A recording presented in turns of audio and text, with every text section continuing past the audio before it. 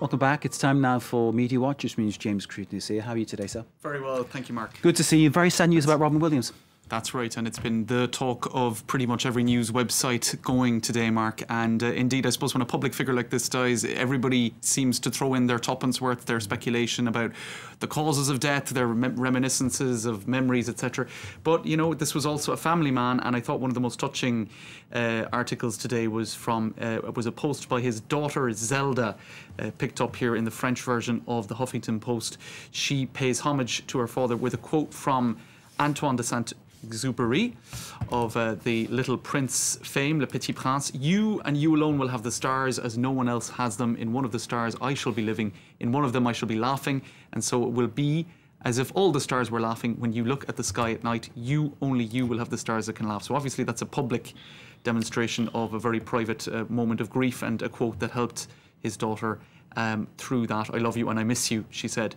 Now, going on through social media, people picking up on the humour of the man. This was a tweet that he himself shared, Mark, going back some time ago. Kim Kardashian dressed in quite a floral number, and he said, "I think I wore it better," as Mrs. Doubtfire. Not quite the same dress, but not far off it. And indeed, the New Yorker issued a special cartoon today as well in commemoration of Robin Williams. "I'll miss the man most for the time dude looked like a lady." And that, of course, for one of his most famous roles as Mrs. Doubtfire. And indeed, BuzzFeed and many other websites going back over the lessons learned from his many characters.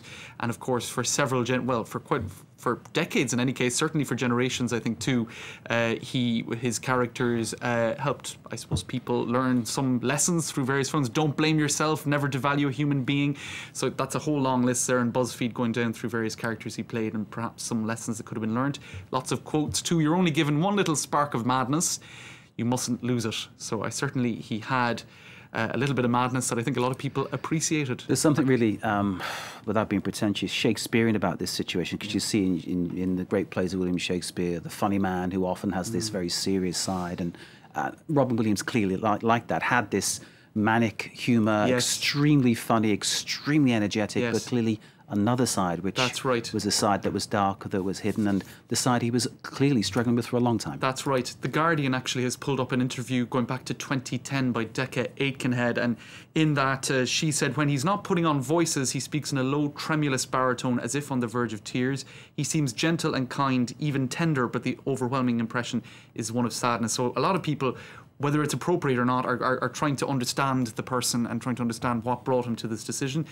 Also, in today's obituary in the New York Times by A.O. Scott, they talk about the genius that he demonstrated. "It was clear that Mr. Williams was one of the most explosively, exhaustingly, prodigiously verbal comedians who ever lived. The only thing faster than his mouth was his mind, which was capable of breathtaking leaps of free associative absurdity." And others then saying that did demonstrate aspects of manic depression, and that often this malady is something that feeds comedic genius. Indeed. My limited experience of people with this kind of affliction is this incredible, almost rapid fire talking, and then obviously it goes back to something which is almost like being stultified. That's right. So it's just a horrible thing to live through, and clearly a very sad loss there, Robin Williams. Absolutely. Let's move on, James, to Bon anniversaire, Monsieur le Président, or Happy Birthday, Mr. President. Here in France, François Hollande celebrating his 60th birthday. And it's becoming, it is a big topic of discussion in the French press. Lots of well wishes online, and a few people who are not wishing him so well, Mark, but you'll expect that.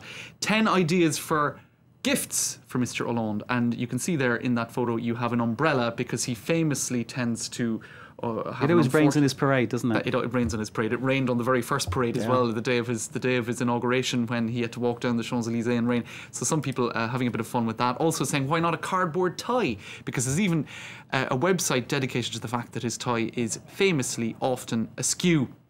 I'm not sure if that's even perhaps something that he does on purpose, because it does seem to happen quite a lot. Anyway, it's a style I'm not sure if the photos illustrated that well. There are other people saying, why not a motorcycle helmet? And on that note, there was huge amounts of speculation in the past number of weeks. It's died down recently, but that he would announce a wedding on to mark his 60th With birthday. Julie Gay. With Julie Gay. Never happened. Never happened. And there you have others. Look at that, Mark. Isn't that just desperate? That's a cartoonist for the LCI news network here in France, putting a birthday cake down top of his head. Others saying that in France it's the age for retirement. So some people on the political right saying who would like to see the retirement age raised are saying, well, why don't you stay true? Even on his birthday, he can't win, can he? James, thank you very much indeed. James Creed Thanks, there Mike. with Moody Watch. Let's cross the studio. Kate Moody's here with business. Hurrah, I'll straighten my tie just in case you accuse me of being like Francois Hollande.